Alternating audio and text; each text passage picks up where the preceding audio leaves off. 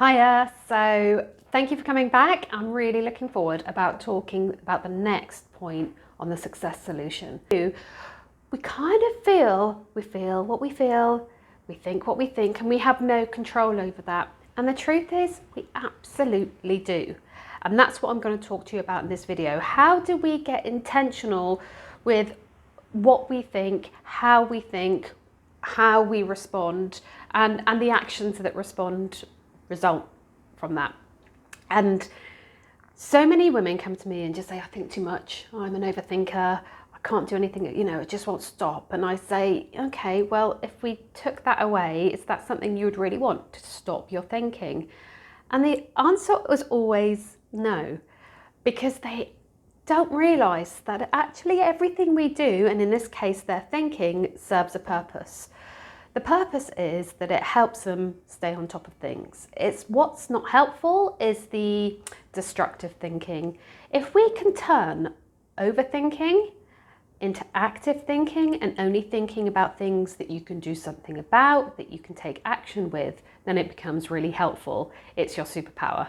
Do you get that? Do you understand how your thinking, which sometimes can feel like it's out of control, actually you wouldn't want to get rid of it, would you? If the truth be known, it's actually something you rely on. And I went through a stage, I think a couple of weeks ago. I had a really bad cold. It wasn't coronavirus or anything. I just had a bad cold and I was tired and I was run down.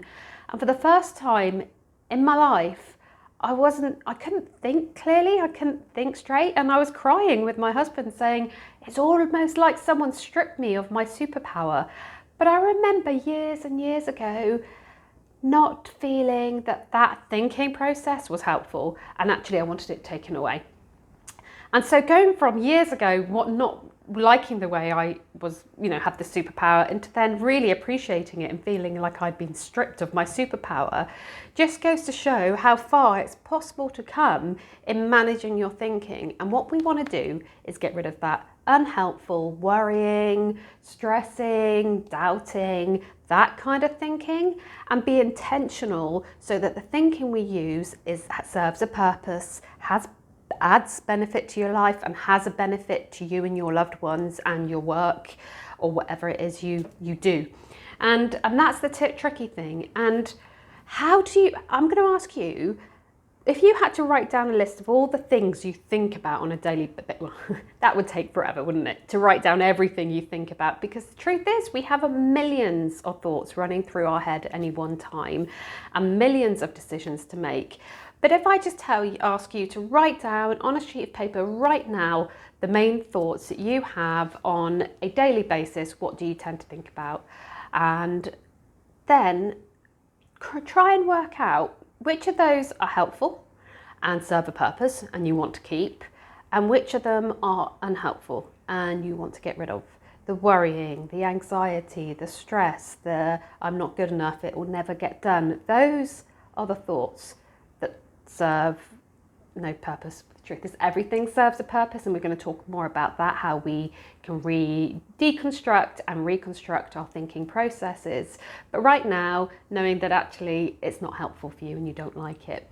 And then we can start sort of saying, okay, knowing the difference. How do you know how to change that thinking process when you don't know what you want to keep and you don't know what you want to get rid of and you don't know the difference? And the truth is, often our minds are going so much, it's almost like this kind of constant background noise of thoughts that sometimes just feel like we have no power over them. So one of the things I was always encouraged to do by Seeing Society is you need to meditate. Tell me right below, put a comment, are you capable of meditating? I'm not. I've tried it many, many times to meditate, and all that happens is I end up thinking of stuff. What I can do is Pilates or yoga, which helps me streamline my thinking so I can control what I think. But meditating is just like giving me a blank piece of paper and saying, just don't draw on it with like the most beautiful pen in the world. And I'm like, I have to draw on it. I have to think. I can't not. And it's about saying meditating doesn't work for me. It might work for you. It's about finding what can you use to help just slow down your thoughts. Some people use exercise, some people use cross stitch. It's about how do you just slow it down so you know what you're thinking, and then you can ask yourself, what is it that's helpful and what's not? With the intention of being intentional, with the idea that if I know what I'm thinking, then I'm more empowered to change it. If I know what I'm feeling and I'm more connected to myself, then I'm empowered to change it. Because we often don't know that Richter scale. In my Be Slim from Within program, I often use the hunger scale, saying, well, how hungry are you? How do you know how hungry you are, how full you are? Let's just use that as your guide to how much you eat. Forgetting about what you eat, just how often you eat, how much you eat, and just sort of start trying to recreate that connection with yourself. And that's what I want you to take away from this video. How do I create a connection to myself so I know what I'm thinking, I know what I'm feeling, and it's slow enough for me to interject and say, actually, that's not helpful. I'm going to twist it into something that is helpful, or I can action and focus on that. So then we turn overthinking into active thinking, and then we're intentional. Intentional, and we're aligned with our values. And then we decide what actions we want to take. And that's the first time I've said an in a long time, and that's because I'm trying to speak slowly.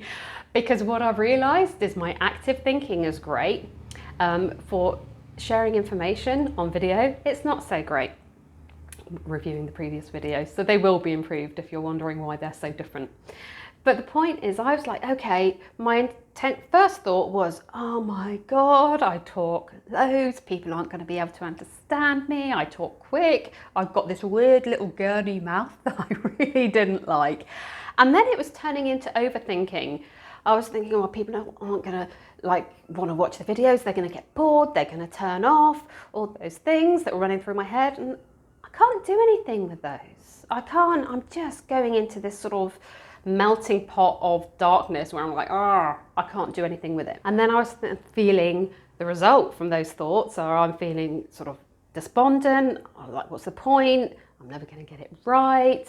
And something that's so important to me, helping professional working mums, I'm not going to be able to do that because they're going to be too bored. So instead, I've come back and sat here today and said, well, first thing, right, I can move a bit further away from the camera, so my gurning mouth maybe won't be an issue, even though I think it may be my issue more than yours. But also, when I change the thoughts into what I can do, okay, I'm going to make sure I speak a bit slower, get more to the point, and then I feel empowered and hopeful, and all the different things that go with changing my thoughts. Now I'm going to go through the STEER program in a lot more detail, but STEER is essentially, and if I had one of those whizzy sort of camera things, I'd put it up on the screen, and I may do at some stage in the future, but it's like STEER is the situation you're in, the S, T is the thought. What is the thought that is triggered by that situation or experience? Then when you go to what's the emotion I'm having that's related to that thought, okay, what's the action that I'm gonna take as a result, and the result, what's the outcome? What am I going to achieve by this? So if I go through the first scenario with STEER, which is the situation is recording these videos for you guys, the thought is they're not good enough, they're boring, people aren't going to make sense of it, this is overactive, this is overthinking, worrying, doubting myself. Sorry about them. I'm in my office in town, it's really loud sometimes when those motorbikes go by. So the thought is, I'm not good enough, it's not going to work. The emotion is despondent, sad, disappointed. The action could be, well, I just give up, it's not going to work. Maybe I'll come back to it when I'm better. I'll do more research about what's going to make a good video. And the result is probably I won't get anything done. So if I go into then that active, proactive, focused, positive outcome, okay, the situation is the videos. I'm not liking doing them. I'm not liking how I'm coming across. The thought is, okay, what can I do to make them better? I'm going to speak slower. I'll just give it a go. Something will work. I'm not sure what. I'll ask them for feedback. Maybe it's all in my head. Maybe they're getting the other videos and I'm just reading too much into it. Then the emotion is hope. expectancy, motivation, if that's an emotion, but that's how I'm feeling. So the actions I'm taking is I'm here recording it, and the result is I've got some videos to show, and I've got that constant feedback loop. So it's about saying my thoughts don't control me. I have the power to control my thoughts. I don't have to worry. I can choose what I respond to. I don't have to be anxious. I can see what I can take action about. You have the power, and knowing that you aren't an overthinker, that you have the power to control your thinking and be intentional with it, then that gives you the option to say, how do I do that? What needs to happen? So go away and kind of think about the things that you worry most about. What in your life do you tell yourself isn't going to work, or that you can't change, or that is just keeps you feeling in this sort of hamster wheel of worry and anxiety and stress? And say, okay, what thoughts are feeding that? What thoughts are going through my head, and what emotions are coming as a result? And it just gives you a chance to slow down, because before we can change, we need to know what we're doing, and then we can change it, because we can see what's working, which we want to keep, and what's not working, which we want to ditch and change. So then go through, and just one of those situations, I don't want you to go through your whole life of worry and doubt and fear, and because you're just going to fall into this pit of despair, and then you're going to say I'm rubbish and I just caused you to be depressed, and I don't want that. What I want is really saying one thing. If I could make one shift in my life where I worry, and I know it's irrational, I know there's nothing I can do about it, what shift can I change? What shift can I make that's going to allow me to feel empowered, that's going to allow me to take action? And then thinking, because me, when I'm working with you, it's about what you can do. Okay, get that positive cheerleader, that actionista inside you doing something. Let me know what's come up from you from this video, anything you're finding tricky to manage. And you know, I didn't want to be an overthinker or a worrier or an anxious person. I wanted to be an active thinker. That's my superpower. I give it to you. So go away and let me know how it's worked for you, what you got stuck on, and anything that's like an aha, like, oh my God, all my life I've been doing this, and just one simple video has made me look at it differently. Love to hear from you.